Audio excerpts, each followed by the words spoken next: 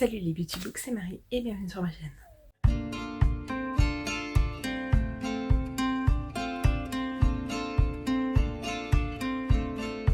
J'espère que vous allez bien, on se retrouve dans une nouvelle vidéo avec un nouveau cadre. Je sais pas trop ce que ça va donner, je fais des tests, mais je suis rentrée plus tôt aujourd'hui du boulot. J'avais envie de vous filmer cette vidéo et la petite est à la sieste, donc j'ai pas envie de filmer dans ma chambre. Donc voilà, ça permettrait de faire un petit test. Déjà niveau luminosité, j'aime bien, même s'il y a un petit halo là, je suis pas trop fan de ça. Donc on se retrouve aujourd'hui pour une pile à lire et vous avez l'habitude que je participe au Cocorico Challenge organisé par Camelot Magicado. Et Camille a sorti ses nouvelles catégories pour cette année et je vous avoue que j'étais pas méga inspirée, mais je trouve que ce principe du Cocorico Challenge est hyper sympa puisqu'il permet de lire. Donc là, elle a encore élargi de mois, donc je crois que c'est sur toute la durée de l'automne, comme le Pumpkin Autumn Challenge, donc du 1er septembre au 30 novembre, de lire le maximum d'auteurs français, d'auteurs ou d'autrices et pas français mais francophones, donc qui écrivent en français et qui parlent en français. Et je trouve ça hyper cool puisque ça permet justement d'éviter qu'on lise et qu'on fasse que la pub des auteurs anglophones.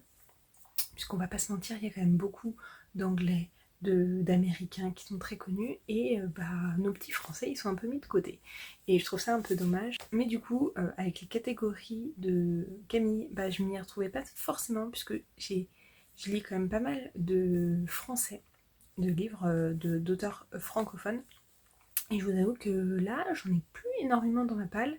J'en ai beaucoup d'un même genre et vous allez voir que la pile à lire parle d'elle-même. Mais du coup, je séchais un peu sur ces catégories-là, mais j'ai décidé de lire sur le mois de septembre uniquement en français puisque comme je vous ai déjà dit dans d'autres vidéos, les mois d'octobre et de novembre sont un peu particuliers avec d'autres thèmes. Donc je vais me faire le mois de septembre en français.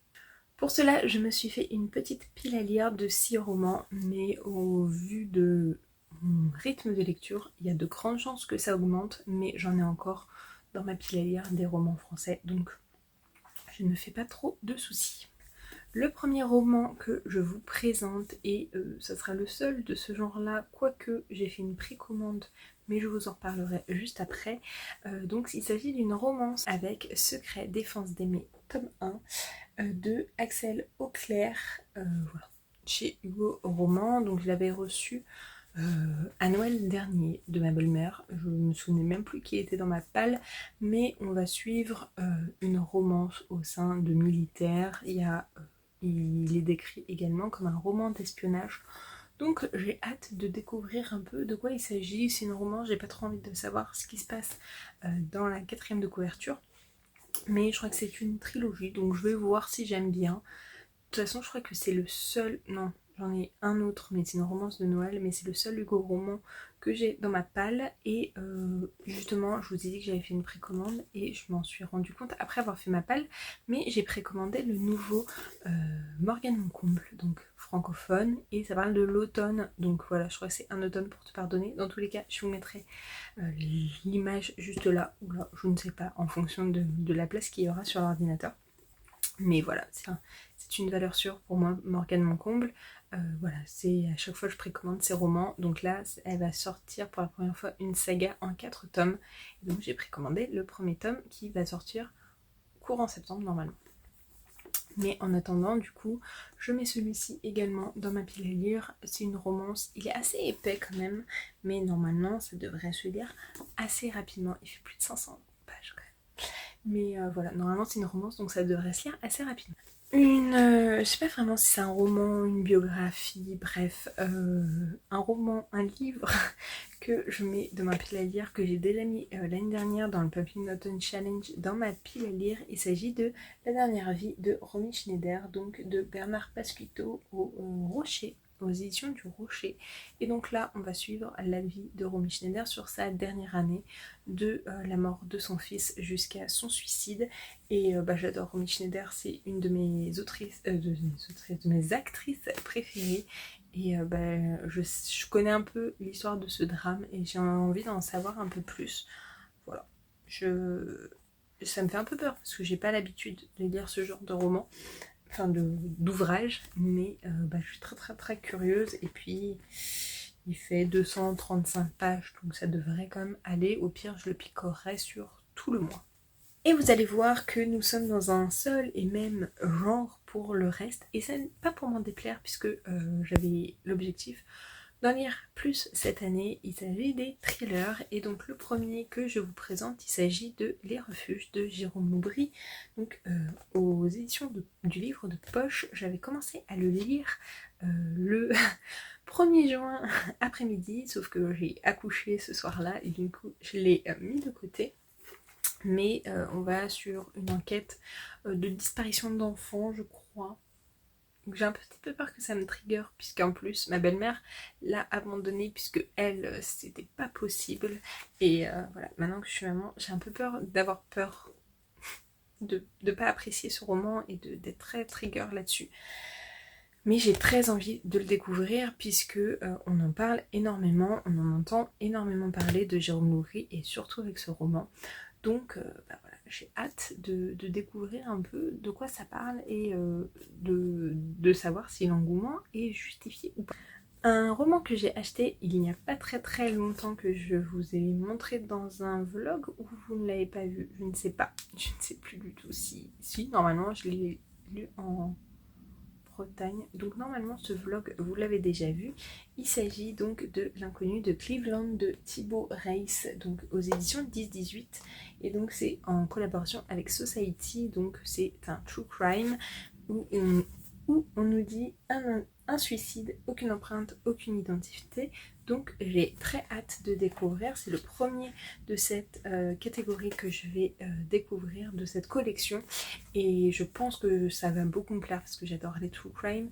Et en fait j'ai très envie de me prendre les 2 premiers et de me faire la collection de tous. Donc voilà, il est assez court. Il fait moins de 200 pages, donc je pense qu'il va se lire assez rapidement. Et puis voilà, c'est un true crime, donc ça devrait aller. Lorsque j'ai parlé de mon amour pour le thriller il y a 1 an et demi, 2 ans, on m'a un peu huée, parce que je n'avais jamais lu un auteur pourtant qui est phare dans ce domaine-là.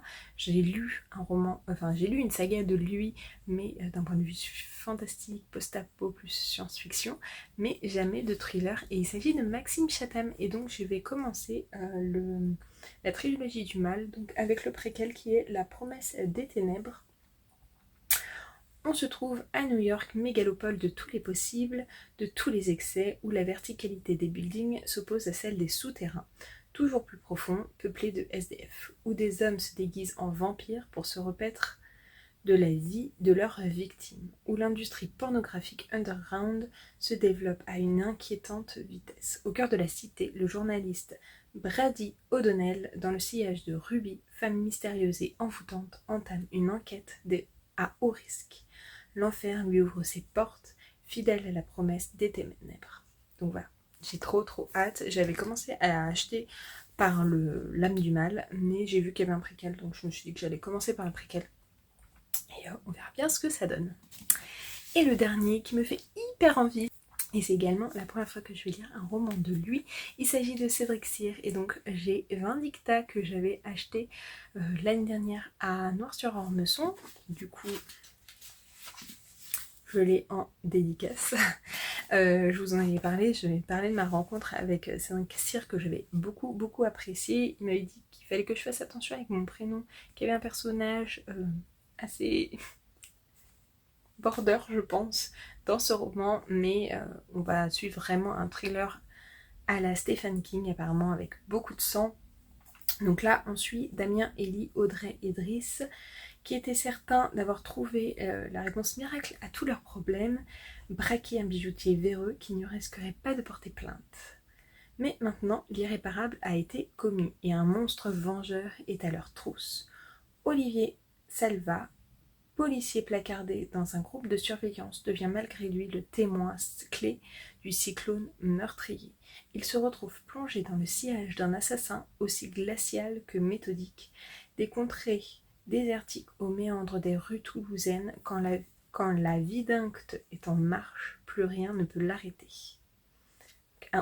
Un nouveau thriller hautement addictif qui confirme Cédric Cyr comme l'un des plus grands comme l'une des plus grandes voix du polar français. Donc voilà, j'ai trop hâte. En plus, je l'avais en édition collector et voilà, c'est un gros pavé. Donc je ne sais pas si je vais le lire en audio ou en physique, mais c'est quand même écrit assez gros. C'est chez HarperCollins Poche. Donc voilà, j'ai trop hâte parce que j'entends beaucoup parler en bien de Cédric Cyr, mais j'ai jamais lu aucun livre de lui, et il y a même ses romans un peu plus fantastiques qui m'intéressent. Donc voilà, toute sa bibliographie m'intéresse grandement. Donc on verra ce que ça va donner.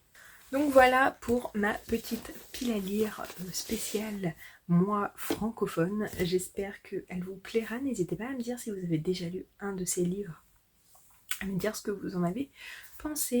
Si cette vidéo vous a plu, n'hésitez pas comme d'habitude à la liker, à la commenter et à vous abonner.